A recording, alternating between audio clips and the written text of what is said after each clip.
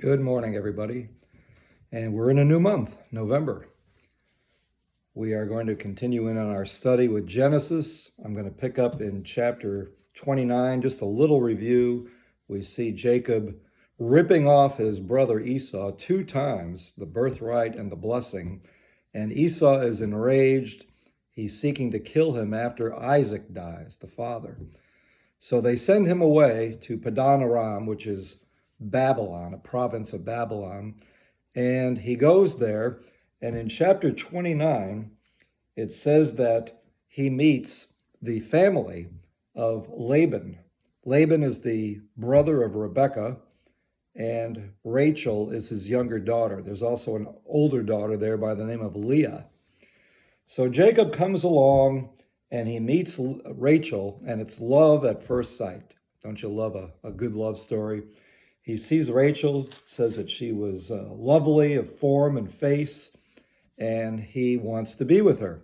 So they go and they meet her dad, Laban, who incidentally is a worse schemer than Jacob. How about that? You reap what you sow.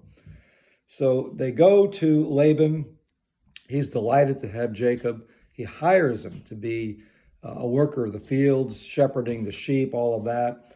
And he says, work for me for 7 years and I will give you my daughter Rachel.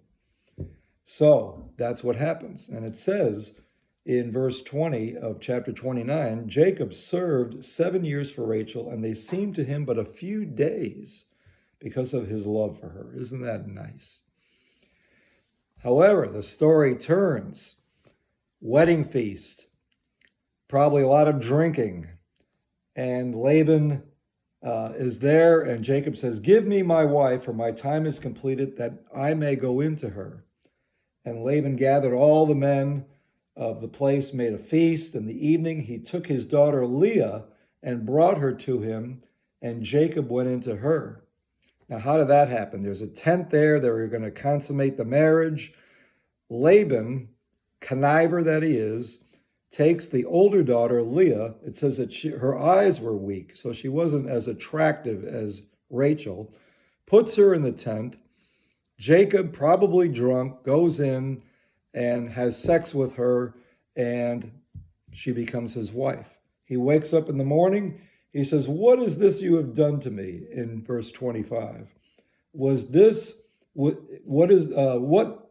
it not for Rachel that I served with you?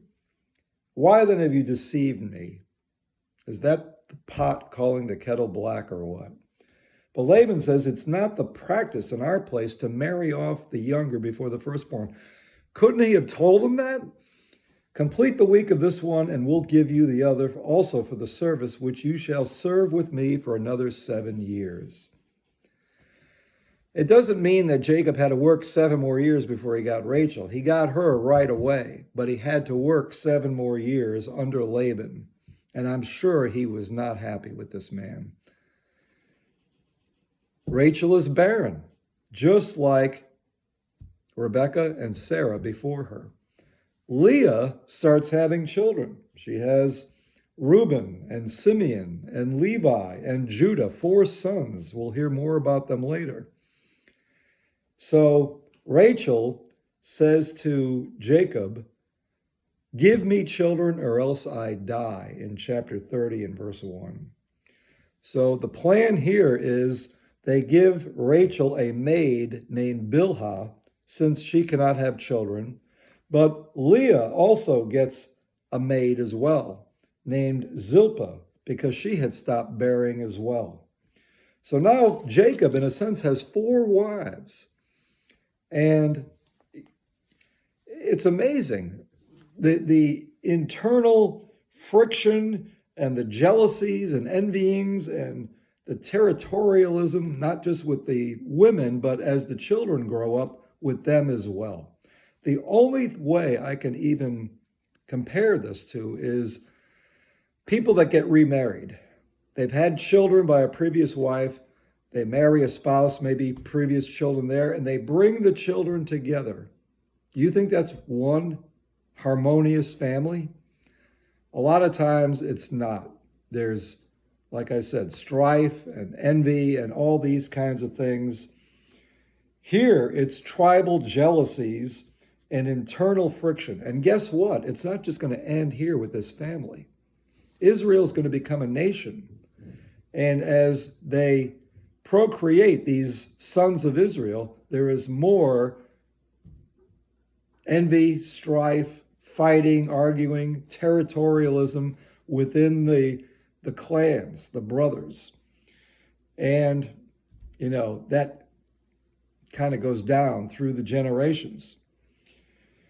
So this is what happens. Some good things come out of it. Levi, through him comes the priesthood, as we'll see later in the book of Exodus with Aaron. Judah provides the kingship, as we see an example with David. But there's also bad things that happen as well. The firstborn, Reuben, takes one of the maids, I think it was Bilhah, and has sex with her.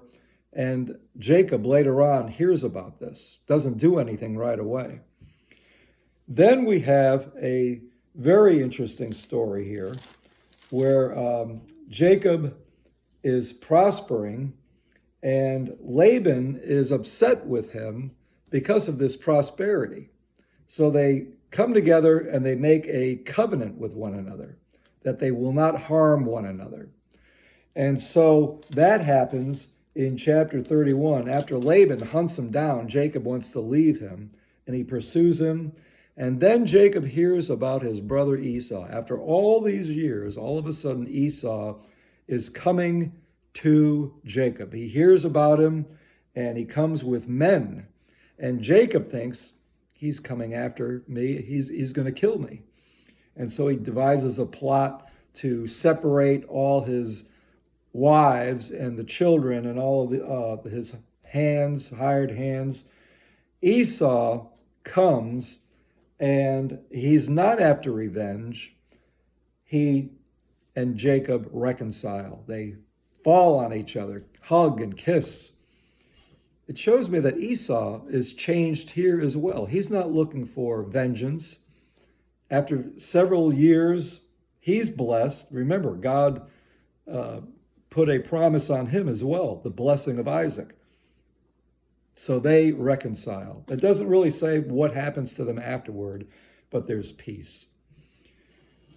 I don't care who you are or what you've done, God can change people. You believe that? Esau is evidence of that. And Jacob goes on his way, and in chapter 32, he has an interesting encounter. Actually, I'm sorry, he meets Esau after this encounter. So let's back up the truck.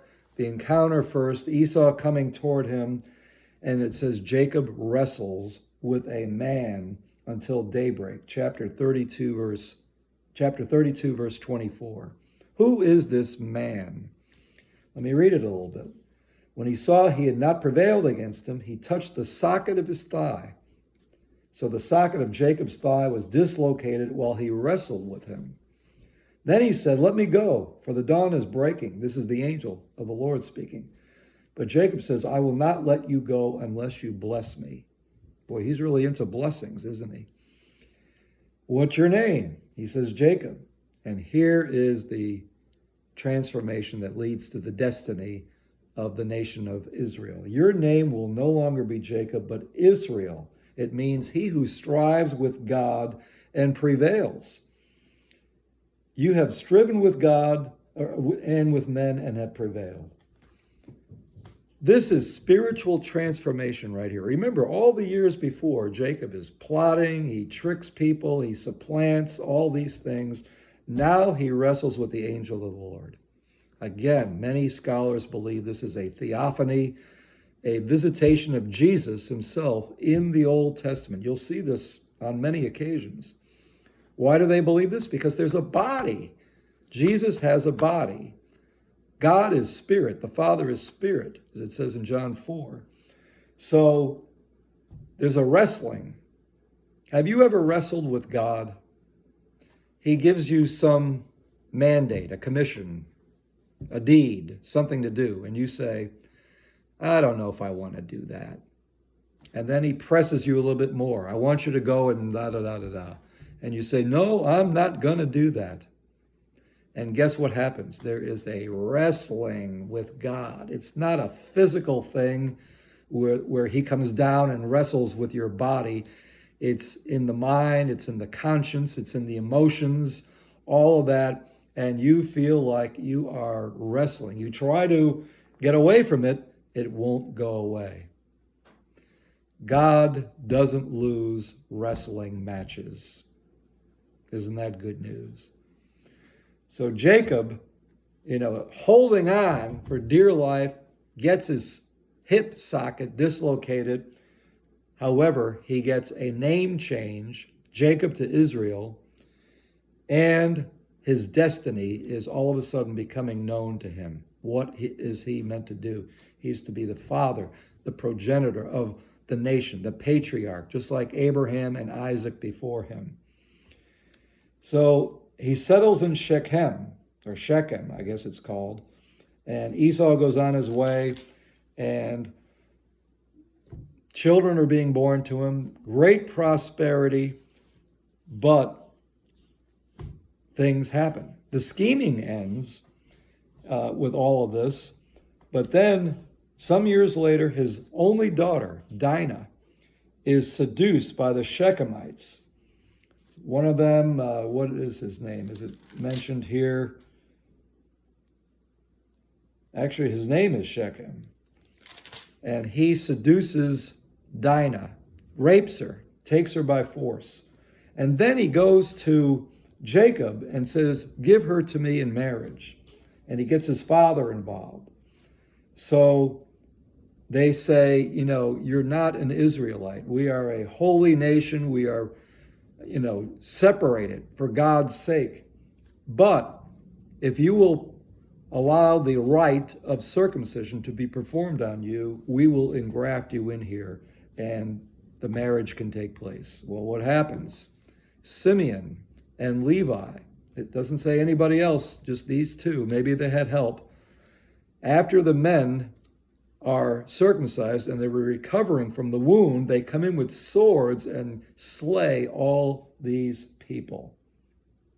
Vengeance. And they say, we did it for Dinah, our sister. She was disgraced. Jacob is not happy about this. So he's got 3 sons here. The first 3, Reuben, an adulterer, and Simeon and Levi, murderers.